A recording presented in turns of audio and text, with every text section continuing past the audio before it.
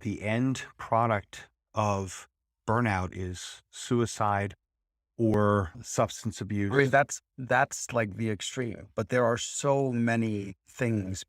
People often think that burnout is like a thing that just happens, right? Like it's you lit a candle and now you're in burnout. And I'm like, no, burnout happens over a period of time and it has all kinds of symptoms along the way. Yes, suicide, yes, drug abuse, all that stuff is at the very tail end of it. Mhm.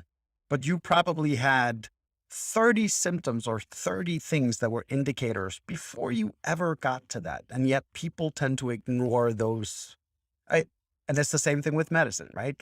Oh, it's my knee hurt a little bit yesterday. Oh, don't worry about it, right? Like, Yeah. oh, my knee hurt a little bit more today. Ah, I'll be fine, right? And then 6 months later, you go to the doctor and they're like, yeah, you have a torn meniscus or whatever it is. And you're like, oh, can it be fixed? They're like, well, if you would have come in 6 months ago, you Exactly. know?